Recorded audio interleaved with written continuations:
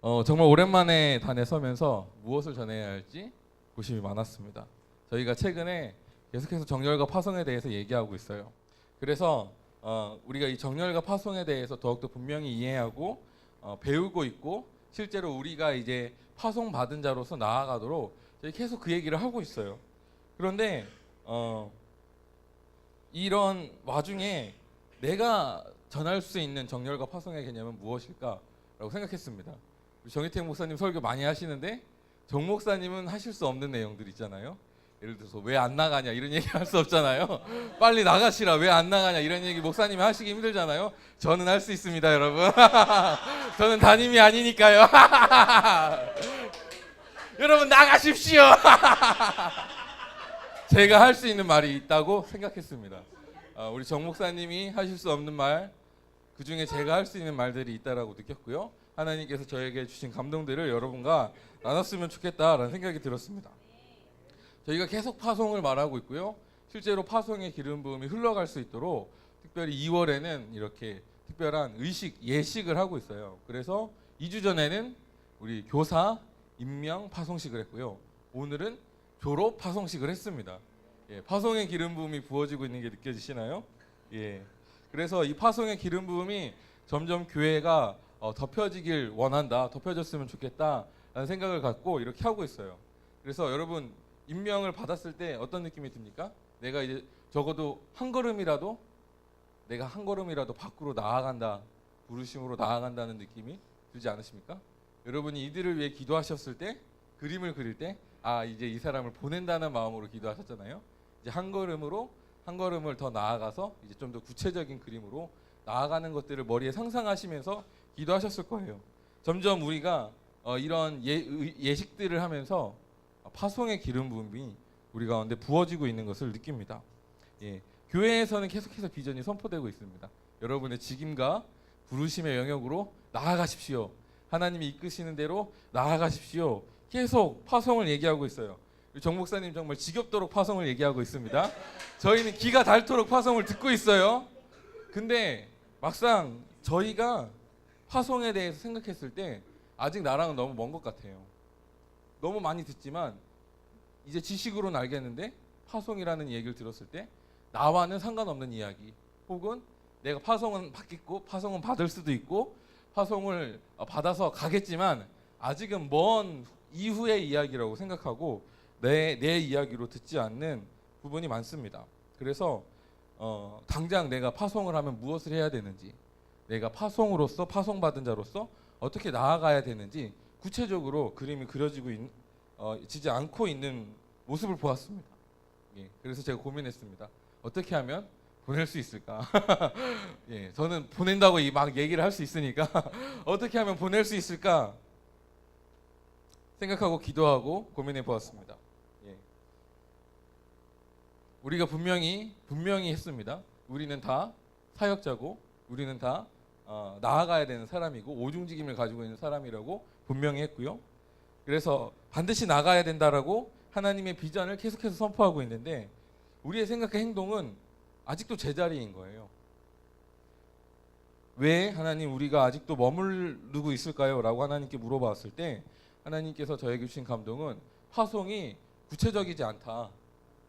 파송받으면 뭘 해야 될지 아무도 모르고 있다 라는 감동을 주셨고, 실제로 그런 피드백을 들었습니다. 여러분에게 질문을 해보겠습니다. 여러분 이제 교회를 개척하셔야 돼요. 한 달 후에 교회를 개척하셔야 됩니다. 무엇을 하시겠습니까? 그림이 그려지지 않고 있습니다. 그래서 제가 이 파송이라는 개념을 구체적으로 보여줄 수 있는 그림을 보여주었으면 좋겠구나 라는 생각이 들었고요. 그래서 오늘 제가 그것들을 최대한 잘 보여드리고 설명해 드리고 싶어요. 그런데 제가 설교를 하면서 느낄 수 있겠지만 아직 저희가 파송은 어떻게 하는 것이랑 파송하면은 이렇게 살아야 된다라는 구체적인 그림이 저희 교회에 아직 없습니다. 그래서 사실 모두가 파송을 얘기하지만 파송이 뭔지 모르는 거거든요. 그래서 약간 이해가 잘 안 되면 어떡하나라는 고민이 있습니다. 주님 여러분 축복합니다. 지혜와 계시의 영을 받으십시오. 제가 드리는 설명이 잘 이해되시고 구체적으로 그림으로 그려주셨으면 좋겠습니다. 첫 번째로 하나님께서 파송의 그림을 우리 가운데 보여주셨는데 모델을 통해서 보여주셨습니다. 그래서 저는 이것을 모델링의 법칙이라고 이름을 지었습니다. 하나님께서는 우리가 보고 쉽게 따라할 수 있도록 우리가 파송받는 모델을 우리 가운데 늘 보여주셨어요. 하나님은 친절한 분이시기 때문에 우리가 늘 쉽게 따라할 수 있는 모델을 주셨습니다. 하나님께서 아담과 하와를 창조하셨을 때는 누가 모델이셨을까요? 하나님이 모델이셨죠. 아담과 하와가 아니라 예, 하나님이 친히 모델이 되셔서 하나님과 동행하시면서 이 세상은 이렇게 통치하는 거야 라고 보여주셨습니다. 예수님은 어떻게 하셨나요? 예수님 스스로 본이 되어서 그 삶을 보여주셨죠. 예. 구약의 개념으로 이스라엘 백성에게 하나님은 너무 먼 분이셨어요. 그래서 하나님을 아버지라 부른다는 것은 굉장히 불경스러운 일이었습니다. 우리에게 하나님 아버지는 굉장히 친숙한 말이잖아요. 그래서 이스라엘이 하나님을 섬긴다고 하는 것이 하나님의 뜻에 맞지 않는 부분이 굉장히 많았습니다. 왜냐하면 구약적인 개념에서 이들은 보고 따르는 것이 아니라 율법에 기록된 것을 공부하면서 쫓아간 거예요. 구체적인 삶으로 보여줄 모델이 없으니까 이들이 열심히 공부하다가 자기들의 생각으로 그 모델을 만들기 시작했습니다. 그러면서 전통이 생겼고요. 그러면서 율법이 강화되었죠. 성경에 기록된 율법은 600 몇 개라고 기록되어 있는데 이게 바리새인의 전통으로는 어마어마하게 많습니다. 제가 이스라엘에 갔을 때 율법을 지키는 사람들은 엘리베이터 버튼도 누르지 않습니다. 안식일에. 그래서 안식일 엘리베이터가 있어요. 문이 딱 열리면 1분간 열려 있고요. 닫히면 한층 올라가요. 그럼 또 1분간 열려 있고 한층 올라가요. 호텔이 20층까지 있잖아요. 왕복하는데 1시간 걸리는 거예요. 그래서 이스라엘 사람들이 어떻게 하는지 아세요? 이 외국인들 타는 엘리베이터에 딱 타요. 그리고 몇 층 좀 눌러주세요 그럽니다. 쓸데없는 조문들이 얼마나 많은지 모릅니다. 예, 말도 안 돼요. 불도 켜면 안 됩니다. 요리를 할 수가 없어요. 불을 켜는 순간 범죄입니다. 예, 파이어. 불을 켜는 순간 범죄입니다. 예. 그래서 어떻게 하냐면 금요일 저녁에 자기들은 밥을 하면 안 되니까 진짜 그 전에 밥을 엄청 많이 준비해서 실컷 먹습니다. 그래서 일단 이 해가 지기 전에 엄청 하거나 외국인들이 차려주는 팔레스타인 사람들이 차려주는 밥을 엄청 많이 먹어요. 엄청 많이 먹고 술도 엄청 많이 먹습니다. 왜냐하면 다음날 일어나면 안 되거든요. 다음날 해가 지기 전까지는 아무것도 할 수가 없기 때문에 일어나지 않아요. 가능하면 오래 자기 위해서 최선을 다하고 놉니다. 우리나라의 붉은과 똑같습니다, 여러분. 예, 특이하죠? 예. 이것이 사실 하나님의 성품과 관점과는 상관이 없었어요. 하나님이 창조하신 안식일의 개념이 있었는데 그 모델 눈으로 보여줄 모델이 없으니까 사람들이 자신이 생각했을 때 저는 세속이라고 하겠습니다. 세속의 생각과 사고가 이 사람들 안에 들어왔고 공부하는데 계속 침투하는 거예요. 그러니까 바리새인들이 왜 율법을 강하게 만들었을까요? 그걸 통해서 자기가 취할 이득이 있었거든요. 자신의 명예를 위해서 강화한 거고 자신의 이득을 위해서 강화한 거예요. 세속적인 목적이 있었던 거죠. 그러니까 성경에 그 예수님께서 안식일에 손 마른 자를 고쳤을 때 바리새인들이 예수님을 정죄했습니다. 왜냐하면 자신의 자리를 빼앗아 가는 것이기 때문입니다. 근데 안식일을 제정하신 하나님의 목적은 사람을 섬기고 사람에게 쉼을 주기 위해서였죠. 예, 구약 성경에도 보면은 하나님께서 안식일을 명하였을 때 주인된 너희는 일주일 내내 쉬지만 너희 종들은 너무 고단한데 하루라도 쉼을 주지 않는다면 그들이 견디지 못할 것이다 라고 기록되어 있어요. 안식일에 분명한 하나님의 선하신 목적이 있습니다. 바리새인들은 자신이 가지고 있는 세속의 어떤 개념을 대입해서 잘못된 방향으로 모델을 바꿔가는 것이고 그런 상황에서 예수님께서는 참 모델로서 오셔서 안식일이 무엇인지 보여주셨습니다. 구약의 이스라엘 백성들이 계속해서 잘못된 방향으로 가고 너무 심하게 가니까 하나님께서 예수님을 이스라엘에게 보여주셔서 이렇게 사는 것이 참으로 나를 따르는 것이다 라고 계시하여 주신 겁니다. 할렐루야. 이것이 모델링의 법칙이고요. 그래서 이제 예수님이 오셨잖아요. 제자들은 예수님을 실제로 보고 예수님이 하신 말씀을 듣고 예수님의 삶을 보았습니다. 그의 성품과 그의 사랑과 그의 행동의 실천들을 다 보고 어떻게 했을까요? 흉내냈죠. 따라한 거예요. 얼마나 쉬웠을까요? 성경을 열심히 공부할 필요가 없이 예수님이 하신 걸 보고 따라하기만 했으면 됐습니다. 배우는 시간도 짧고 그 삶을 닮아가는 것도 굉장히 강력하게 변화되었죠. 하나님께서 그래서 이 모델링이라는 법칙을 우리 가운데 주셨습니다. 모델링이라는 말보다 성경적인 말은 제자화입니다. 랍비와 제자의 관계, 이것들을 우리가 앞으로 적용해야 될 사역의 방법으로 주신 거예요. 그리스도인들은 반드시 랍비와 제자의 이러한 형태로 전수되어야만 된다라고 우리 가운데 가르쳐 주신 겁니다. 그래서 사도 바울도 똑같이 얘기했어요. 사도 바울도 말하기를 성경에 너희는 나를 본받아라. 굉장히 뻔뻔하지 않습니까? 나를 본받으라니 여러분 그렇게 말하실 수 있나요? 괴롭다. 저는 나를 본받으라고 할 자신이 없습니다. 아이고 내 인생에 나를 본받을 만한 게 뭐가 있나. 아이고 주여. 사도 바울은 사실은 예수님을 본 적이 없어요. 사도 이바울 아닙니다. 사도 바울은 예수님을 본 적이 없습니다. 근데 사도 바울이 어떻게 예수님처럼 살 수 있었을까요? 예수님처럼 살고 있는 제자들이 있었죠. 12제자들이 있었고 성도들이 있었습니다. 그들과 교제하면서 자연스럽게 사도 바울도 예수님의 삶이 전수가 되어진 거예요. 그리고 그게 완전히 이제 몸에 배겨지니까 당당하게 나는 말 못하겠는데 나를 본받으라 라고 말할 수 있었습니다. 예, 굉장하죠? 그리고 얼마나 강력했냐면 불과 1세기 만에 사도 바울이 실제로 땅 끝을 찍었습니다. 예, 자신의 인생 중에 서쪽으로 맞죠? 서쪽으로 땅 끝을 찍으셨어요. 굉장하죠? 예수님이 하신 말씀을 적용했고 실제로 그렇게 사도 바울의 삶을 본받고 예수님의 삶을 본받은 자들이 교회에 흥황하니까 엄청난 핍박 속에서도 밑바닥에서는 계속 크리스천들이 늘어나고 그리고 사람들이 크리스천들을 칭송했다라고 얘기하고 있거든요. 왜냐하면 예수님의 그 사랑의 삶 그것들을 실제 자기의 삶에 드러내고 나타내니까 사람들이 막 정부에서는 핍박해도 가까운 사람들은 이 사람들을 인정하지 않을 수가 없는 거예요. 와, 너는 진짜 살아계신 하나님의 자녀들이다 라고 인정할 수밖에 없었던 것이죠. 그래서 이 제자화, 모델링의 법칙이 이렇게 강력합니다. 주님께서 우리 가운데 이러한 방법으로 파송의 본을 볼 수 있도록 그림을 그려주셨습니다. 예수님을 통해서요. 근데 이게 400년 BC 400년 때 400년경에 콘스탄티누스 대제가 기독교를 국교화한 이후로 개념이 바뀌었어요. 랍비와 제자의 문화에서 성직자와 평신도의 문화로 변화되었습니다. 그러면서 갭이 생겼고 이제 평신도는 무엇을 요구했냐면 주일 성수 잘하고 헌금 잘하고 교회 방사 잘하고 기타 등등만 하라고 그 모델링을 축소시켜 버린 거예요.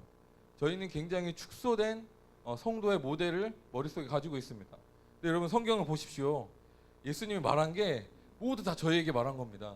너희는 나보다 더 큰 일도 하리라. 이 정희택 목사님에게 말씀하신 걸까요? 흥분해서 침이 다치는데 정 목사만 그렇게 하라고 말씀하신 걸까요? 아닙니다. 저는 더 큰 일을 할 겁니다. 정 목사보다. 여러분 저보다 더 큰 일을 하실 겁니다. 예, 우리는 더 큰 일을 할 수 있도록 부르심을 받았습니다. 능력도 다 주셨어요. 못할 수가 없죠. 근데 성직자 평신도의 사이가 갈라진 이후로 더 이상 이 모델링이 끊어졌어요. 그 이후로. 그리고 1700년이 지났습니다.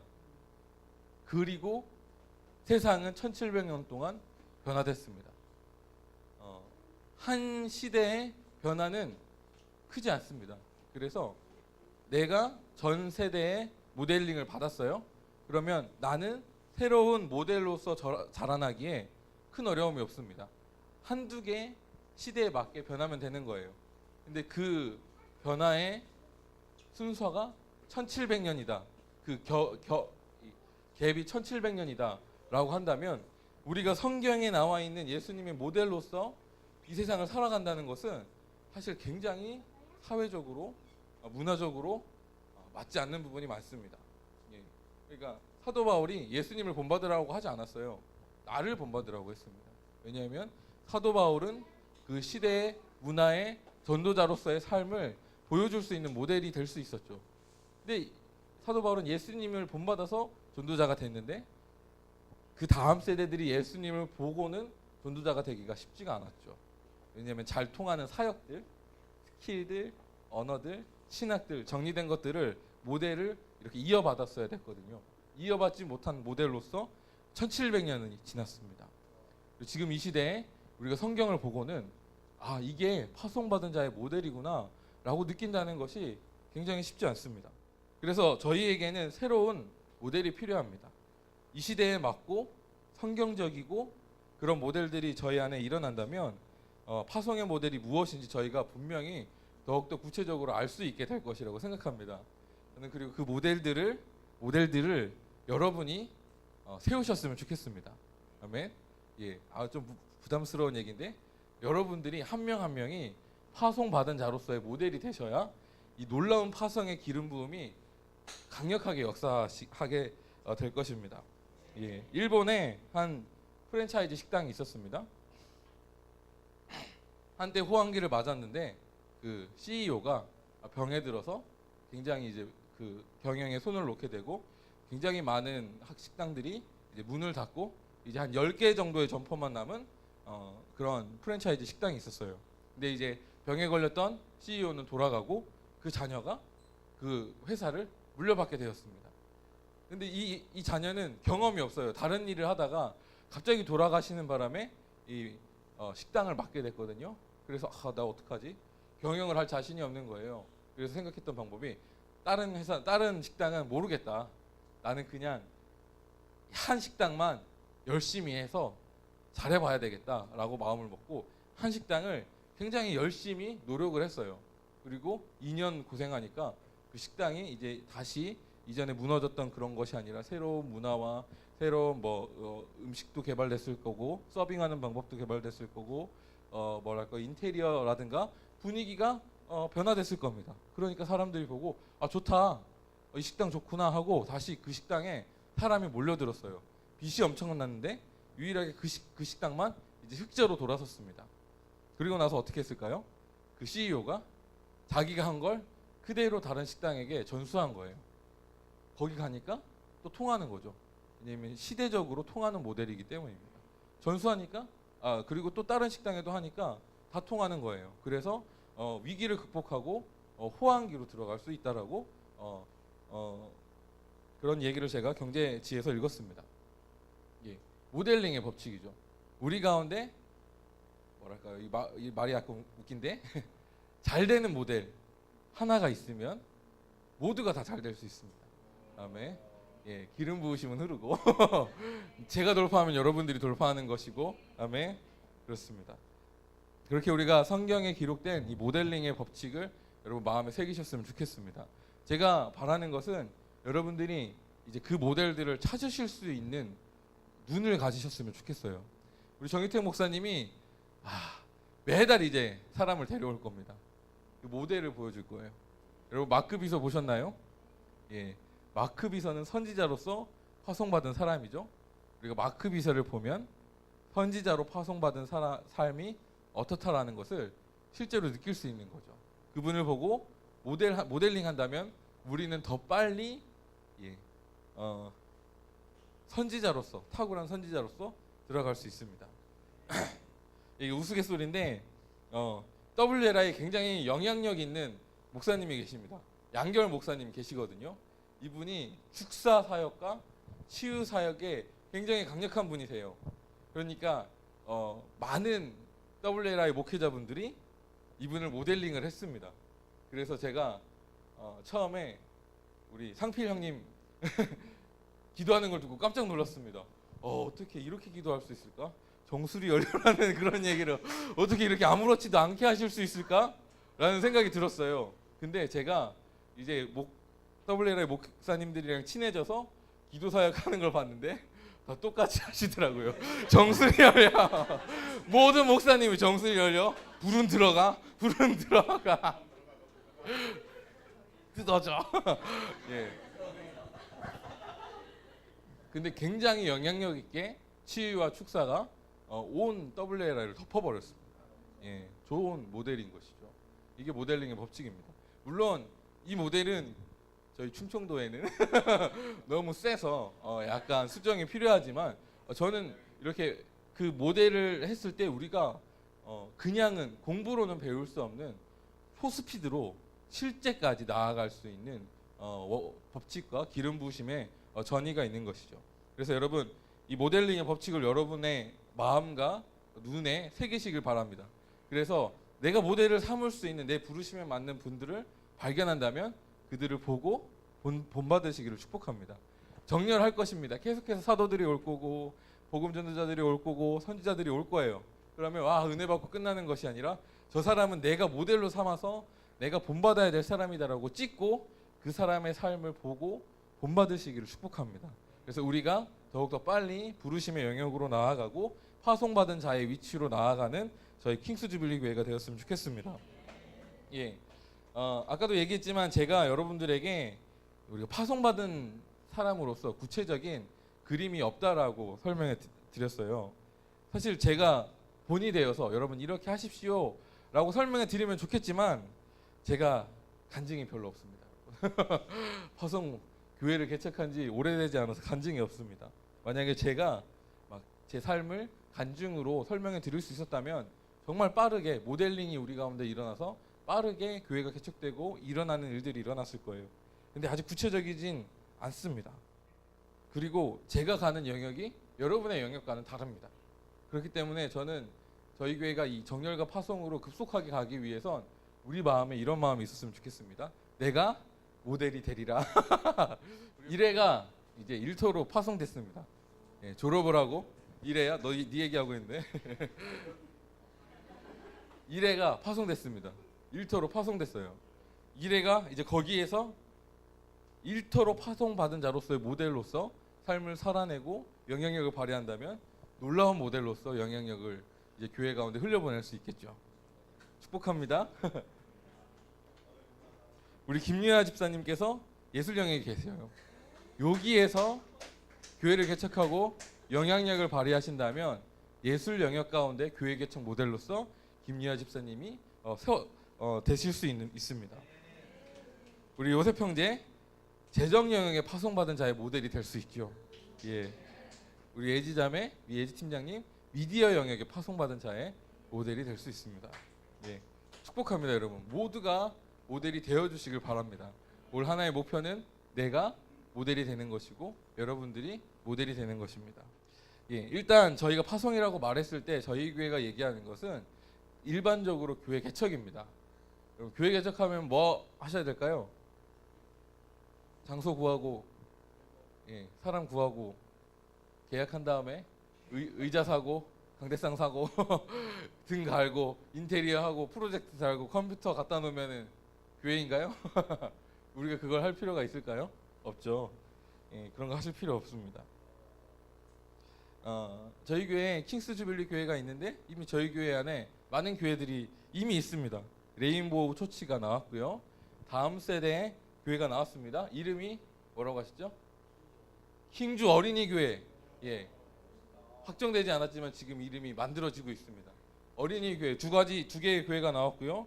지금 뉴 웨이브도 교회로서 역할을 하고 있는데 저희 교회 멤버가 아닌 많은 사람들이 뉴 웨이브와 함께 이제 스터디를 할 겁니다.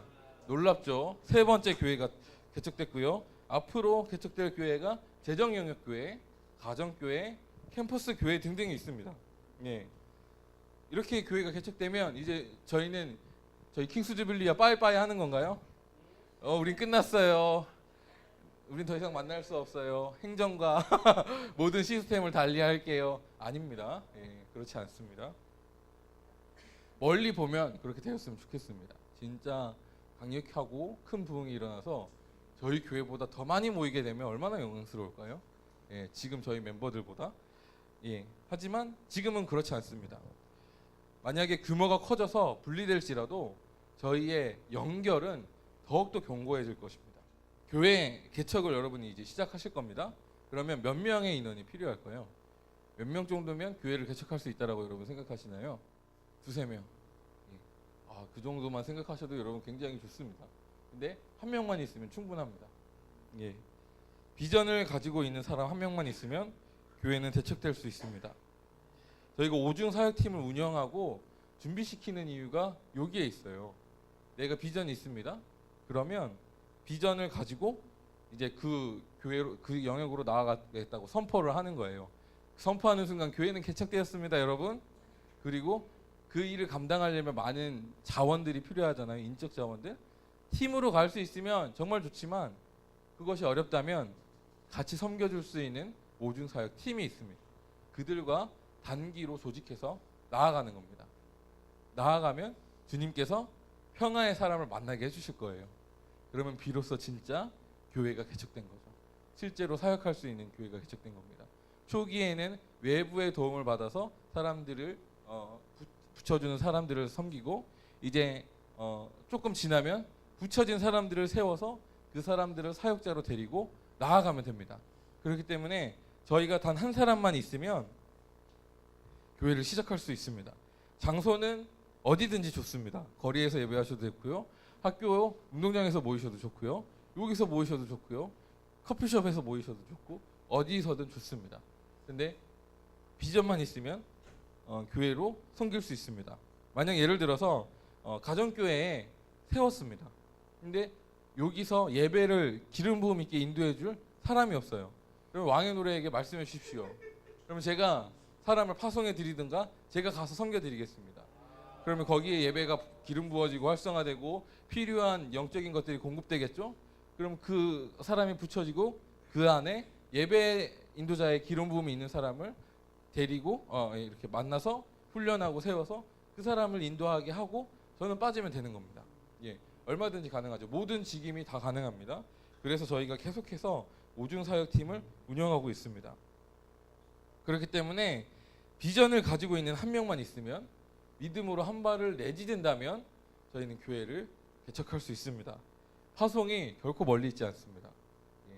당장 여러분이 비전이 있다면 교회를 개척하실 수 있습니다. 아멘. 예, 여러분 제가 파송이 얼마나 멀리 있지 않는지 진짜 구체적으로 설명해 드리도록 하겠습니다. 파송에는 4가지 요소가 있어요. 제가 오늘 본문 말씀을 안 읽어도 그랬군요. 파송에는 4가지 요소가 있습니다. 누가 무엇을 위해 누구를 어디로 보냈다. 이것이 파송의 원칙입니다. 보낸 자와 보냄을 받은 자가 있고요. 보낸 목적과 보낸 장소가 있습니다. 예를 들어서 하나님이 인류의 구원을 위해 예수님을 이 땅에 보내셨다. 완벽하죠. 파송의 원칙입니다. 예. 그래서 우리가 만약에 이 원칙대로 문장을 만들 수 있으면 여러분 파송을 하실 수 있습니다. 예를 들어서 하나님께서 동성애자들의 구원을 위해서 레인보우 처치를 거리로 보내셨다. 예, 완벽하죠. 그대로 실행하시면 되는 거예요. 여러분 이거를 만드시면 됩니다. 이게 어디에 나와 있냐면 성경에 다 나와 있어요. 우리 마태복음 28장 19절 20절 볼까요? 성경 제가 원래 이거 본문 말씀인데 안 읽었습니다. 마태복음 28장 19절 20절입니다. 같이 한 목소리로 읽겠습니다. 시작. 그러므로 너희는 가서 모든 민족을 제자로 삼아 아버지와 아들과 성령의 이름으로 세례를 베풀고 내가 너희에게 분부한 모든 것을 가르쳐 지키게 하라. 볼지어다 내가 세상 끝날까지 너희와 항상 함께 있으리라 하시니라. 여기서 파송의 말씀은 너희는부터 시작합니다. 너희는 가서 모든 민족을 제자로 삼아 아버지와 아들과 성령의 이름으로 세례를 베풀고 내가 너희에게 분부한 모든 것을 가르쳐 지키게 하라. 여기까지가 파송입니다. 보내는 자는 당연히 예수님이시죠. 누구를 보냈냐면 너희를 보냈습니다. 어디로 보냈냐면 모든 민족으로 보내셨습니다. 무엇을 하라고 보내셨냐면 아버지와 아들과 성령의 이름으로 세례를 베풀고 내가 너희에게 분부한 모든 것을 가르쳐 지키게 하라라고 보내셨습니다. 완벽한 파송에 4가지 요소가 들어있는 것이죠. 그래서 우리가 이 4가지 요소를 알고 내 삶에 적용한다면 우리는 파송을 받는 것입니다. 그래서 먼저 첫 번째 요소는 파송하시는 하나님. 오늘 설교 제목이 파송하시는 하나님입니다. 그리고 파송받은 나에 대해서 여러분들과 나누도록 하겠습니다. 누가 보내셨냐면 하나님이 보내셨습니다. 하나님 어떤 분이실까요? 본질적으로 파송하시는 하나님입니다. 하나님은 계속 보내고 계세요. 본질적으로 파송하신 하나님이란 말은 하나님은 계속 보내고 계신다는 뜻입니다. 창세기 1장 28절에 보면 하나님께서 세상을 창조하자마자 사람을 파송하셨습니다. 제가 읽어드릴게요. 하나님이 그들에게 복을 주시며 하나님이 그들에게 이르시되 생육하고 번성하여 땅에 충만하라. 땅을 정복하라. 바다의 물고기와 하늘의 새와 땅에 움직이는 모든 생물을 다스리라. 고 파송하셨습니다. 사람을. 아브라함을 부르셨어요. 창세기 12장 1절 3절.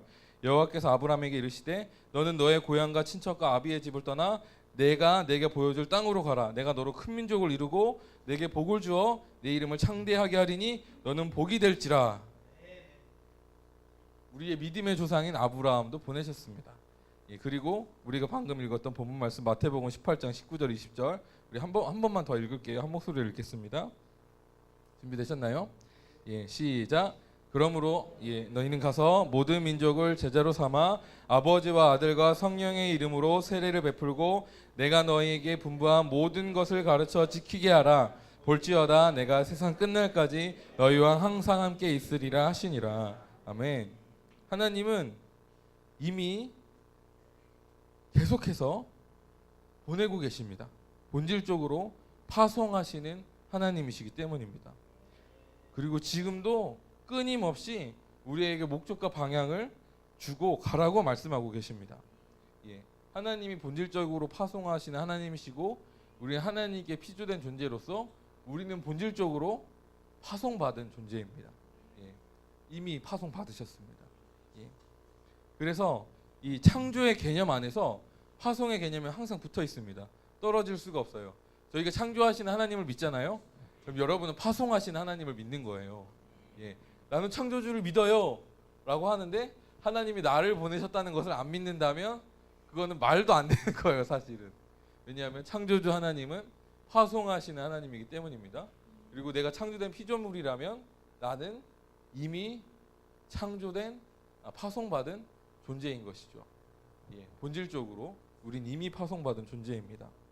우리가 하나님께서 파송하셨다는 것을 아는데 머리로는 거부하지만 본능은 알고 있습니다. 근데 거부하고 있어요. 왜냐하면 하나님, 나는 능력이 없는데요. 하나님께서 모세를 애굽으로 다시 보내셨잖아요. 모세가 이제 광야에서 40년 동안 있었을 때 하나님께서 모세를 애굽으로 다시 보내셨습니다. 모세는 자신의 삶의 부르심이 이스라엘 백성을 구원하는 것을 알고 있었어요. 그런데 40년 전에 자신이 겪었던 위기 때문에 너무 두렵고 괴로웠습니다. 그리고 40년간 광야에 있으면서 말주변도 상실한 그런 존재가 되어버렸죠. 그러니까 하나님께서 모세야 가라라고 말씀하셨을 때 모세는 두려워서 벌벌 떨었습니다. 하나님, 나는 더 이상 갈 수 없습니다. 나는 말을 잘 못하는 사람입니다 라고 말하셨을 때 하나님께서 어떻게 하셨죠? 말을 잘하는 아론을 모세에게 보내셔서 만나게 하시고 사역을 감당하게 하셨습니다. 파송하시는 하나님은 본질적으로 선하십니다. 예를 들어서 저희가 생각이 안 나는데 일반적으로 세속에서 믿는 신은 어떠냐면 세상을 창조하긴 했어요. 근데 이제 내가 창조했으니까 내 일은 끝났다. 알아서 해라. 전쟁을 하든 살인을 하든 열심히 살든 나는 신경 쓰지 않겠다. 이것이 세속이 말하는 그 신관이거든요. 그래서 하나님이 선하시지 않고 관심이 없으신 거죠. 보내놓고 알아서 하라고 하는 거예요. 근데 우리가 믿는 하나님은 절대 그렇지 않습니다. 모세에게 아론을 붙여주셨듯이 하나님께서 우리를 파송시켜 놓으시고 아무것도 안 주시고 하신 게 아니라 모든 능력과 권세를 우리에게 주셨습니다. 예수님께서 영접하는 자, 그 이름을 믿는 자에게는 하나님의 자녀가 되는 권세를 주셨다 기록하고 있습니다. 우리에게 하나님의 자녀가 된 자로서의 권세를 주셨어요. 하나님의 자녀가 된 자의 권세를 누가 삶으로 보여주셨습니까? 예수님께서 보여주셨습니다. 그리고 예수님을 영접하면 하나님의 자녀로서 여러분 오병이어의 기적을 일으키셔야 합니다. 죽은 자를 살리셔야 하고요. 그리고 병든 자를 고치셔야 합니다. 여러분 하나님의 능력과 그 권세가 우리에게 위임됐다는 사실은 하나님께서 우리를 그냥 보내시지 않았다는 거예요. 그리고 하나님께서 능력과 권세와 위임을 주셨을 때 너네가 노력하면 내가 너에게 준 그 권세에 깊이가 점점 업그레이드 될 것이다. 너희가 노력과 순종과 헌신과 내가 너를 지켜볼 거야. 내가 능력을 얼마나 많이 나눠줄지 너를 지켜볼 거야. 이렇게 해주시지 않았습니다. 아유 하나님 쪼잔해. 이렇게 하면 하나님 얼마나 쪼잔하겠어요? 아닙니다. 하나님께서 믿는 자에게 자녀가 된 권세를 이미 주셨습니다. 이 권세가 언제 발동될까요? 우리가 근데 믿음이 있을 때. 사실 두렵잖아요. 내가 병든 자에게 손을 얹는다고 치료가 될까? 제가 허리가 너무 아픕니다, 여러분. 예배가 끝나면 저를 위해 기도해 주십시오. 제가 오늘 많은 사람에게 찾아갈 겁니다. 이 사람이 허리가 나을까? 내가 손을 얹는다고 허리가 나을까? 근데 믿음으로 기도해보는 거예요. 그러면 10% 좋아져요. 놀라운 일이지 않습니까? 놀라운 일이에요. 그러면 나는 이제 10% 좋아지는 믿음이 생긴 거죠. 10% 좋아지면 도전이 되잖아요. 내가 다음번에는 50%를 치료해 보겠다라고 기도를 해보는 겁니다. 50%가 좋아졌어요. 좋죠. 실패했어요? 그래도 뭐 10% 치료한 적이 있으니까 한 번 더 해봐야 되겠다. 계속 하는 거죠. 그러면서 저의 믿음이 증가되는 겁니다. 하나님의 능력은 이미 100% 우리 가운데 있는 거예요. 다만 우리가 아직 믿음이 두려움이나 상황과 환경에 막혀서 그 능력을 역사할 만큼 믿음이 자라지 못한 거죠. 근데 우리가 시도해보고 도전해보면 점점 하나님의 능력을 그대로 갖다 쓸 수 있는 존재가 되어집니다. 주님께서 우리를 파송하실 때 이미 완전한 능력과 완전한 권세로 우리에게 모든 것을 다 주셨습니다. 아멘. 예. 그래서 여러분 내가 못한다라는 말 하시면 안 됩니다. 왜냐하면 모세도 그렇게 했을 때 하나님께서 진노하시면서 가라! 그냥 가 임마! 라고 하셨어요. 예.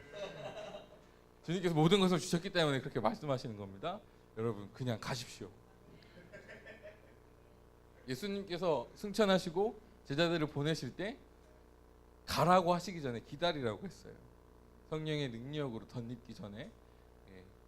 여러분 능력으로 이미 덧입힘 받으셨습니다. 깨달으시길 축복합니다. 성령의 기름을 받으셨으면 사실 다 받으셨잖아요. 우리 교회 치료 못 하시는 분 있나요? 예언 못 하시는 분 있나요? 없습니다. 가십시오. 모든 준비가 이미 됐습니다. 저니까 할 수 있는 말이에요. 여러분 가세요. 제발 좀 가십시오. 예, 갈 수 있습니다. 이미 우리는 모든 것을 가지고 있기 때문입니다. 근데 때로는 이런 두려움도 있어요. 도저히 제가 감당할 수 없는 시험을 만나면 어떡합니까? 감당할 수 없는 상황을 만나면 어떡할까요? 성경에 다 답이 있습니다. 뭐라고 기록되어 있죠?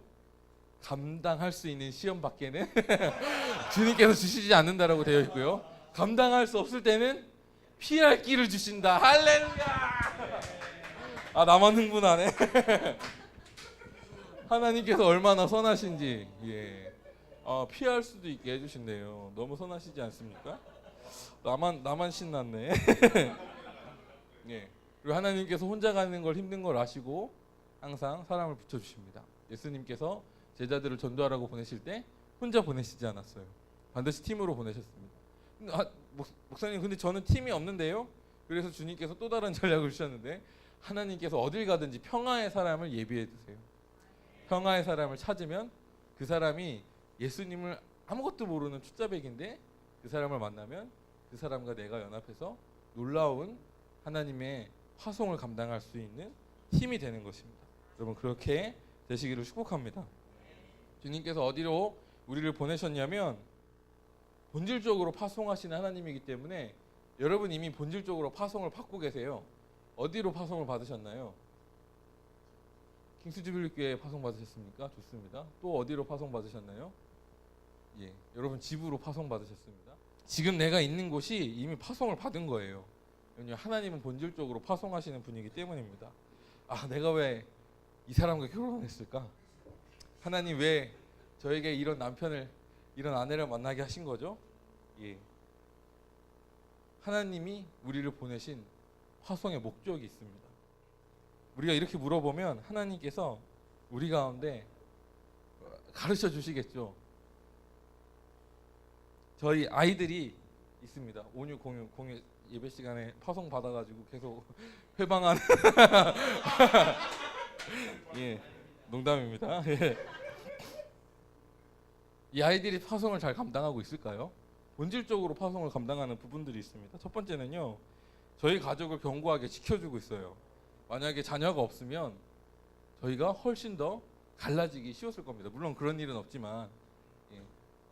제가 아는 가까운 친구 중에 결혼을 했어요. 아이를 가지지 않았습니다. 이혼하더라고요. 크리스천인데도 불구하고 쉽게 이혼하더라고요. 그래서 제가 계속 얘기했습니다. 애를 좀 가져라. 그래야 가족이 견고해진다라고 얘기했는데 애를 가지지 않았어요. 그러니까 아이는 탄생하자마자 자신이 보낸 파송의 목적을 본질적으로 감당하고 있는 것이죠. 예.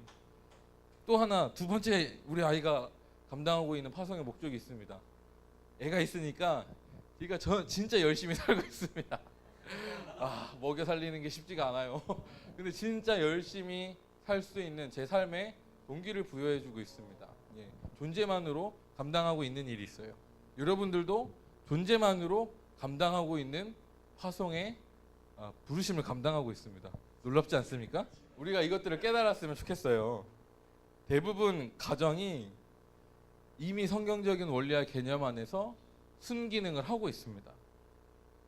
근데 성경에서 말하고 있는 가정과 남편과 아내를 판단하는 기준과 바라보는 기준과 세속에서 가정을 바라보고 남편과 아내를 바라보는 기준은 굉장히 다릅니다. 일단 출발부터가 달라요.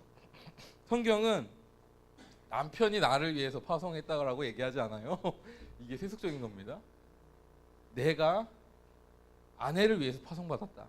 내가 남편을 위해서 파송받은 존재라고 얘기하고 있습니다. 파송받은 존재로서 저는 무엇을 해야 될까요? 하나님의 목적과 불하심을 감당해야겠죠. 그러니까 사랑은 받는 게 아니라 주는 거예요. 이거 왜 이래? 왜 이래? 가정에 파송받은 존재로서 나는 받기보다 주는 존재가 되어야 합니다. 이것이 성경적인 거예요. 어디서 받을까요? 받는 건 하나님으로부터 가능하면 하나님으로부터 받으시고 보낼 수 있는 존재가 되시면 좋습니다. 완벽할 수는 없죠. 근데 본질적으로 여러분이 그것들을 이해하고 계신다면 더 이상 남편을 바라보는 시각이 이렇지 않을 거예요. 아니, 내 친구는 이렇게 해주는데 당신은 왜 해주지 않느냐, 이렇게 얘기하지 않아요. 세속적인 관점은 웃겨서 배가 아프시다고. 세속적인 관점은 받으려고 하는 것이죠. 내가 당신이랑 결혼한 건 당신이 나에게 줄 게 많기 때문에 결혼한 거다. 나한테 사랑 많이 주지 않았냐? 왜 사랑을 덜 주냐? 연애 때는 뭐 그렇게 생각할 수 있어요. 연애할 때는 사랑을 마음껏 줄 수 있습니다. 근데 결혼하면 가정에 파송을 받은 거고 가정 안에서 서로가 서로에게 주어야 하는 것이죠. 예. 자, 여러분 생각해 봅시다. 서로가 서로를 주려고 하는 가정 어떨까요? 서로가 서로에게 받으려고 하는 가정 어떨까요? 예. 아름다운 가정은 파송받은 자로서 우리가 세워질 때 있는 것이죠. 그래서 여러분 이미 본질적으로 이미 파송받은 존재로서 지금 있는 자리에서 파송의 사명을 감당하시길 축복합니다. 예. 자녀들은 부모에게 순종해서 부모에게 기쁨이 되어 주십시오. 부모가 더욱더 열심히 살아갈 수 있도록 여러분이 동기부여를 해주십시오. 속 썩이면 동기부여가 안 돼요. 일하고 싶지 않다. 다 자녀로부터 흘러나온 겁니다. 자녀로부터 흘러나오는 거예요. 자녀들이 잘 먹고 건강하고 열심히 살잖아요. 열심히 살아야 되겠다라고 생각하게 되죠. 예, 남편과 아내도 마찬가지고요. 어른과 이제 아버지의 위치에서도 마찬가지입니다. 자녀를 위해서 마땅히 파송받은 존재로서 해야 될 것이 있어요. 못하면 자녀들이 살고 싶어 하지 않습니다. 예, 잘 아시죠? 그렇게 변화되시길 축복합니다. 예, 그리고 주님께서 또 어디로 우리를 보내셨냐면 사회 변혁을 위해서 세상으로 보내셨습니다. 예, 목적은 무엇이냐면 하나님의 나라의 확장과 하나님의 영광의 증거를 위해서 나타내셨어요. 하나님의 나라를 이루는 세 가지 요소가 있습니다. 국가를 이루는 3요소는 뭐죠, 여러분? 예, 땅과 국민과 주권입니다. 좋아요. 이게 있으면 국가가 될 수 있습니다. 하나님 나라를 이루는 3요소는 뭐냐면 법과 제도와 문화입니다. 법이 있어요. 법은 형벌이 있는 법이 있고 명령만 있는 규범이 있어요. 뭐 이거 제가 이걸 진짜 제대로 설명하려면 여러분 제가 세미나를 열어야 되기 때문에 하지 않겠습니다. 예. 제도란 법은 그런 것이고요. 제도란 무엇이냐면 법이 집행될 수 있는 조직을 제도라고 합니다. 제도. 어떤 조직이라든가 법이 집행되는 모든 보이는 것을 제도라고요. 문화는 법이 집행되었을 때 생기는 분위기, 좋은 반응들, 부정적인 걸 수도 있고요. 그것을 문화라고 해요. 로마 시대에 에클레시아가 있었습니다. 교회가 아니라 에클레시아는 교회라는 뜻이거든요. 로마 시대의 에클레시아는 총독부였고요. 사도 아포스톨은 총독이었어요. 총독부와 총독이 한 일은 무엇이냐면 로마에 있는 모든 관제 시설을 한 지역을 통치하는 중심부에 가서 그대로 설립하는 겁니다. 제가 이스라엘 갔는데 한 도시에 갔어요. 로마가 아니거든요. 근데 콜로세움이 있습니다. 그리고 이 약간 웃긴데 화장실이 있어요. 자동 뭐라고 할까? 예. 보통 예전에 저희 나라 같은 경우 푸세식이었잖아요. 그러니까 볼일을 보면 거기에 고여 있잖아요. 근데 물이 계속 흘러가고 있어가지고 싸면은 이렇게 저 멀리 흘러갑니다. 그래서 냄새가 나지 않아요. 놀라워. 그 2000년 전 2000년 전인데 굉장하죠. 수도 시설이 있었습니다. 그리고 목욕탕이 있었어요. 목욕탕은 단순히 목욕하는 게 아니라 목욕탕이 정치하는 곳이었습니다. 그리고 실제로 하는 의회가 있었어요. 로마가 아닙니다. 이스라엘 그 영토 안에 있는 지역에 동일한 그것이 있습니다. 로마에 있는 모든 것을 가지고 와서 거기에 똑같이 만들어 버린 거예요. 법을 만들고 그것을 실행할 수 있는 실행 기관, 교회 에클레시아를 만들고 그렇게 실행하니까 사람들이 보잖아요. 경기를 보고 똥을 쌌는데 냄새가 안 나고 예. 목욕탕을 갔는데 되게 몸이 노곤노곤해서 너무 좋고 의회에 갔는데 사람들이 대화하는 걸 보고 좋다, 탁월하다, 멋지다, 우리나라랑은 다르구나 라고 한다면 사람들이 어떻게 될까요? 그것을 동경하고 배우고 싶겠죠? 그래서 로마가 이런 문화 정책을 폈을 때 수많은 사람들이 로마 시민권을 사기 위해서 엄청난 금액을 지불했습니다. 예, 성경에 다 기록되어 있잖아요. 이것이 에클레시아의 역할이었어요. 법과 제도와 문화를 명확하게 풀어낸 것이 에클레시아였습니다. 예. 그래서 우리가 실제 사회 변혁으로 나아가기 위해서 무엇을 해야 되냐면 사회 영역 가운데 있는 하나님의 법을 알아야 합니다. 법을 알아야 합니다. 예. 그냥 지식으로 공부해서 하나님이 정직하라고 하셨으니까 정직해야지 이게 아니라 정직의 하나님을 옷 입으면 정직이 흘러갑니다. 예. 영광을 아는 지식의 차원으로 하나님을 만나셔야 돼요. 제가 또 이걸 설명하면 이것만 또 제가 하루 종일 할 수 있기 때문에 간단하게 이렇게 하도록 하겠습니다. 그리고 두 번째로는 그 법, 영광을 집행할 팀이 필요합니다. 조직이 필요합니다. 아까도 얘기했지만 하나님은 결코 홀로 보내시지 않았습니다. 그리고 이렇게 법과 문화를 형성한 팀이 조직이 되어진다면 그 팀을 통해서 이제 그 좋은 것들이 흘러가기 시작합니다. 그래서 문화가 형성돼요. 뭐 예를 들어 공의나 정의나 자유나 도덕이나 존중 등의 가치가 하나님의 가치 안에 있는 것들이 이 문화 가운데 녹아들게 됩니다. 그러면 어떻게 되냐면 말의 표현이라든가 생각의 체계가 달라지는 거예요. 예를 들어서 예전에 우리나라 가운데 자녀 교육에 대한 패러다임이 있었습니다. 자녀에게 어떻게 돼야 되는지. 대부분 자녀를 약간 어른이 되지 못한 미성숙한 존재로 보고 저희가 대했어요. 그런데 언제부턴가 이 미국 쪽에서부터 들어온 교육관들이 우리 가운데 들어오면서 지금은 굉장히 많은 부모들이 자녀를 대할 때 인격적으로 대하고 존중해 주는 것이 문화가 됐습니다. 변화가 이렇게 찾아온 것이죠. 법이 변하면서 문화가 변하고 법이 변하고 그것을 활성화시키는 제도가 있으니까 온 나라가 변화되는 일들이 일어난 것이죠. 그래서 굉장히 매력적이고 강력한 문화가 형성이 된다면 외부의 사람들이 이 문화 안으로 들어올 수밖에 없어요. 저희가 사랑의 하나님을 알고 있습니다. 하나님의 사랑의 법이 있죠. 하나님과 내 이웃을 내 몸처럼 사랑하라. 하나님은 생명을 다해 사랑하고 내 이웃을 내 몸처럼 사랑하라. 그리고 예수님께서 말씀하시기를 원수를 사랑하라고 하셨습니다. 이게 성경에 기록되어 있는 사랑의 원법이에요. 기본적인 법. 근데 이것이 제도권에서 교회 가운데서는 어떻게 지켜졌냐면 사도 요한이 얘기하기를 원수를 사랑하라고 얘기하지 않았어요. 너희가 서로 사랑해라라고 얘기했습니다. 그러니까 사도 요한은 제도권에서 너희가 먼저 사랑을 해야 된다. 문화를 만들고 그것을 형성해야 된다라고 말씀한 거죠. 원법을 제도권 안에 적용했습니다. 그리고 말하기를 너희가 서로 사랑하면 사람들이 너희를 보고 나를 보고 내가 너희와 함께 있는 것을 알고 너희가 내 제자인 줄을 알 것이다 라고 말하고 있어요. 문화가 흘러가는 거죠. 사람들이 보고 와 다르다. 이들은 진짜 하나님의 자녀구나. 이들은 진짜 영향력 있구나. 그리고 그 사랑의 열매들이 흘러나오는 것을 보면서 아 나도 그 공동체에 들어가고 싶다라는 생각을 하게 되는 거예요. 이 문화라는 말의 어원이 컬처인데 이게 경작이란 단어와 어원이 같습니다. 경작을 하면 뭐가 맺어지죠? 열매가 맺어지죠. 열매를 먹으면 사람들이 좋아요. 그러면 그 옆에 사람들이 그 열매를 심겠죠. 또 확장되고 확장되는 것이죠. 그래서 문화는 반드시 열매가 있어야 되고 열매는 반드시 확장되어집니다.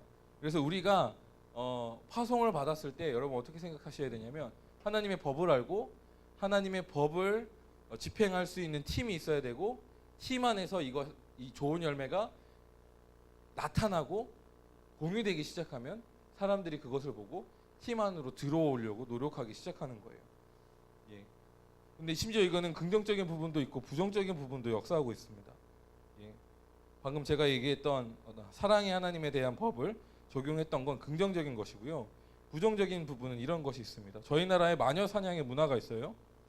마녀 사냥의 문화의 시작은 무엇이냐면 저희 나라 사람들이 굉장히 도덕적이에요. 그래서 지갑을 거리에 놔도 우리 집으로 오는 경우가 많아요.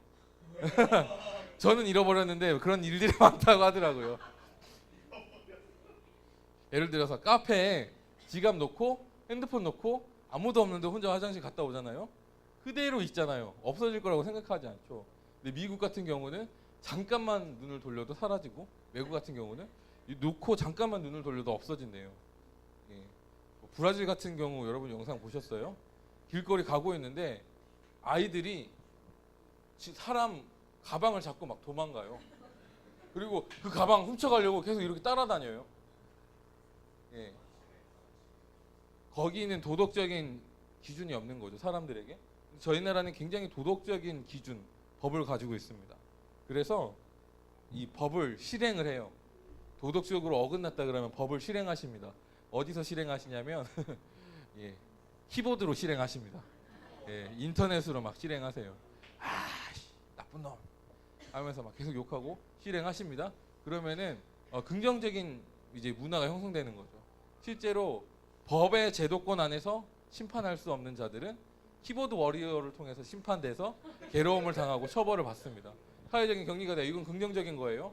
근데 이 사람은 그 정도로 실수하지 않았어요. 굳이 이렇게까지 해도 되나 싶어요. 근데 작정하고 하게 되면 너무 괴로워서 자살에 이르는 경우도 있습니다. 제가 한 예를 들면 전라도에 한 선생님이 계셨는데 전라도 쪽에 잘못된 일을 하지 않았어요. 근데 아이들이 허위로 여학생을 더듬었다라고 허위 신고를 했습니다. 그래서 선생으로서 제명됐고 결국은 자살을 하셨어요. 아무것도 잘못하시지 않았는데 잘못된 방향으로 간 거죠. 마녀 사냥의 문화, 장점과 단점이 있지만 단점으로 치닫는 경우입니다. 잘못된 문화로 피해받는 이들도 일어납니다. 우리는 잘못된 문화를 하나님의 법으로 하나님의 문화로 바꾸라는 부르심을 받았습니다. 이 부분은 진짜 제가 봤을 때 저 멀리 있을 수도 있는 일이에요. 하지만 여러분 파송받은 자로서 이 개념을 머리에 가지고 계시기를 축복합니다. 아멘. 예. 정리하겠습니다. 여러분 이미 하나님은 본질적으로 파송하신 하나님이고요. 우리는 이미 본질적으로 파송받은 존재입니다. 그리고 하나님께서 우리를 보내실 때 분명한 목적을 가지고 보내셨습니다. 그 목적을 깨달으시고 본인이 있는 곳에서 파송받은 곳에서 그 목적을 이루어 가시는 여러분 되시길 축복합니다. 그리고 저희 교회에서 말하는 파송은 결코 어렵지 않습니다. 가시면 되고요. 정말 많은 협력들과 도움들이 이미 교회에서 준비되고 있습니다. 여러분 안에 하나님의 목적을 발견하시는 일들이 여러분 안에 있으셨으면 좋겠습니다. 그리고 도전이 있으셨으면 좋겠습니다. 내가 파송받은 자의 모델이 되겠다라는 도전이 있으셨으면 좋겠습니다. 같이 기도하겠습니다.